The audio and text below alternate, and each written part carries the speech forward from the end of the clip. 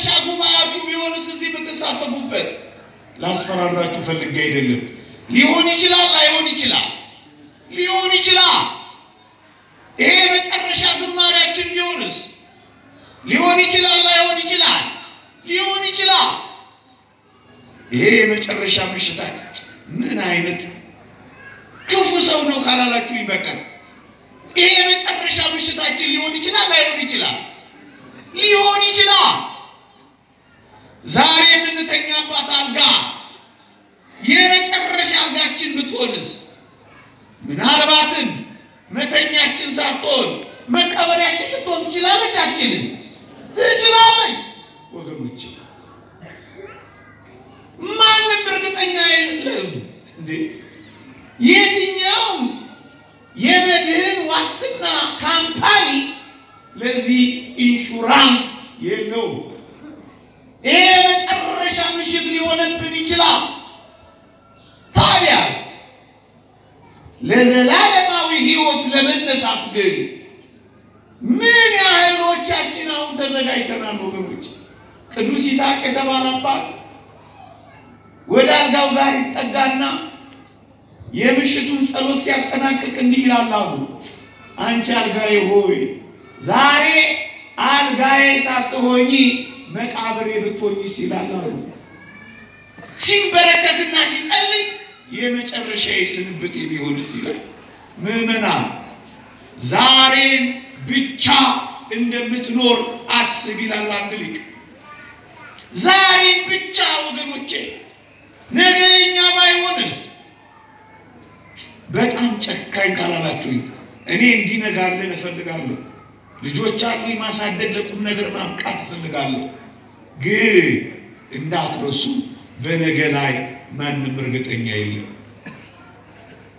ይሄ ጉልበታችሁ ባይቀጥልስ ይሄ ጤናችሁ ባይቀጥልስ ምን አይነት አረመኔ ነው አትበሉኝ ወገኖች የምሩን እንነጋገር እንዴ እቺ ጎረቤታችን ሱዳንን እኮ ሁለት ጀነራሎች እኮ ተጣልተው ነው ምስቅልቅሏን ያወጣት ወገኖች ነገ እንደዚህ ባይቀጥልስ እቺ የመጨረሻዋ ምሽት ብትሆንስ እቺ የመጨረሻዋ ሌሊት ብትሆንስ እቺ በመጨረሻ ብንሰማት የእግዚአብሔር ቃል ብትሆንስ ወገኖቼ አያችሁ እዚህ ዓለም ላይ የምንኖረው የተወደዳችሁ ኦርቶዶክሳውያን እንዳትረሱ ለሚመጣው ዓለም ለመዘጋጀት ብቻ ነው ቤት መሰራት ስሩሺ የዘላለም ቤታችሁን ግን አትርሱ ማግባት አግቡሺ የማግባቱን ዓላማ ጽድቅን አትተው ግን መማሩን ተማሩ እውነተኛውን ጥበብ እግዚአብሔርን ግን አትተው ወገኖቼ በዚህ ዓለም የምንኖረው ለሚመጣው ዓለም ለመዘጋጀት ነው እዚህ የመጣነው ይሄን ማስተዋወስ ፈልጌ ነው በዚህ ምሽት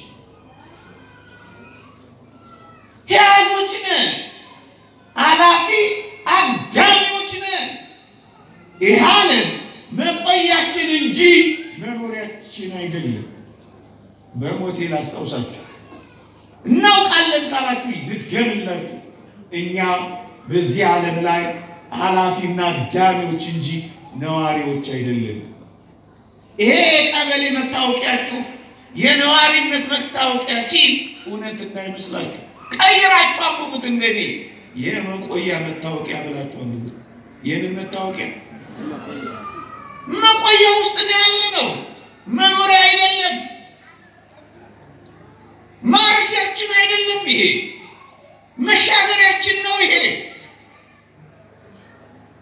ወደባችን አይደለም ይሄ ወጀባችን ነው ይሄ ምዕመናን ለምንድን ነው የተጣበቃችሁባት ለምንድን ነው ህሊናችሁን የጣላችሁባት ለምንድን ነው አንድ ቀን እግዚአብሔር በሚያውቀው ግን ወደሱ መጠራታችንን የረሳችሁባት ወገኖች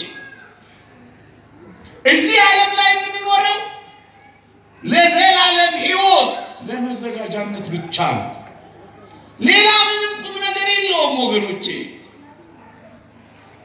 ሌላ ምንም የቆምንኛ ወጣለን በሽቶ ያማረብንኛ አንድ ቀን እንሸታለን።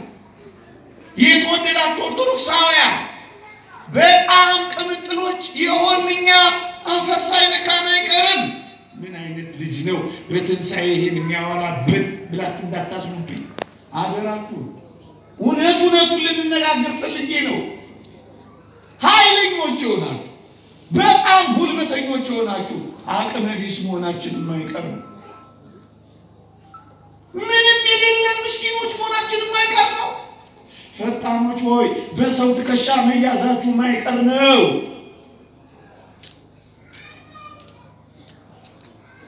አዎ ማብቃቱ የማይቀር ነው። ታዲያስ ለዋናው ለመዘጋጀት ማቋቋም ነው የሚያስፈልገው። አንድ ታሪክ ልንገራችሁ። ዲዮጋን የሚባል ፈላስፋ ነበረላችሁ። የንጉስ እስክንድር አባት ንጉስ ፊልጶስ የሚባል ነበር።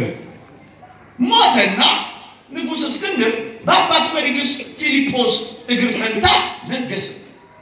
ዲዮጋን ፈላስፋው እስክንድርን ንጉሱን ማስተማር ስለፈለገ አንድ ቀን ንጉስ እስክንድር የአባቱን መቃብር በሚጎበኝበት ቀን ዲዮጋን ምን አደረገ መሰላችሁ?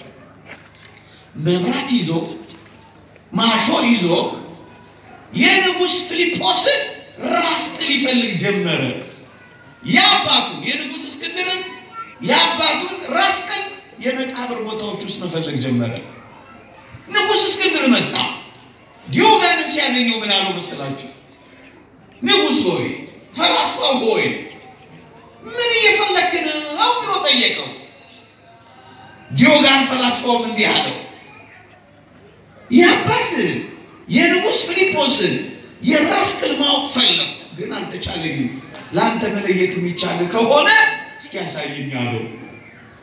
እግዚአብሔር ያሳያችሁ። ከብዙ ራስ ቅሎች መካከል የንጉሱን ራስ ቅል ፈልጎ አጣው። ምን ማለት መሰላችሁ? የንጉስ ራስ ቅል ከተራው ሰው ራስ ቅል አንድ አይነት ነው፣ መለየት አልቻለም። ምን ማለት መሰላችሁ? ንጉሱ ተራው፣ ባለጸጋው፣ ደሃው፣ አለቃው፣ ምንዝሩ፣ ውቡ፣ ሹንጋው የራስ ቅሉ ተመሳሳይ ነው፣ ያው ነው። ንጉስ እስክንድር ደነገጠ። ለካ አሁን ያማረብኝ ለገ ማማር ይቀራል። ለካ አሁን ከባቢ የበዛብኝ ነገ መተው አይቀርም። ለካ እንደዚህ ነው መሆኑ አለና ንጉስ እስክንድር ምን እንዳደረገ ታውቃላችሁ? ማለዳ ጠዋት ላይ አንድ ባለሟል አንድ አገልጋይ ቀጠርና እንዲህ ይለዋል። ያገልጋይ ጠዋት ከእንቅልፉ ሲነቃ ምን ይለዋል መሰላችሁ? ንጉስ ሆይ 1000 ዓመት ንገስ፣ ግን እንዳትረሳ ትሞታለህ ይለው ጀመረ። ደግሞ ምሽት ሲመጣ ይጠብቀውና ምን ይለዋል መሰላችሁ? ሌላኛው አገልጋይ ማታ ንጉስ ሆይ 1000 ዓመት ንገስ፣ ግን ትሞታለህ እያለ ያስታውሰው ጀመረ። ከዚያስ ራሱን በመግዛት ፍጥረት በማጽናት መኖር ጀመረ። የተወደዳችሁ ክርስቲያኖች በማለዳ ስትነሱ ምናልባት ብሞትስ ብላችሁ አስቡ። አያችሁ፣ አንድ ቀን መሰብሰባችን አይቀሬ ነው። መቼ እንደሆነ ግን አይታወቅም። ማስፈራራት ፈልጌ አይደለም። ምናልባት ከጥቂት ደቂቃዎች በኋላ እንኳን ሊሆን የሚችል ነው። ለዚህ ማንም እርግጠኛ አይደለም። ግን አንድ ነገር እንዳትረሱ፣ እንሞታለን።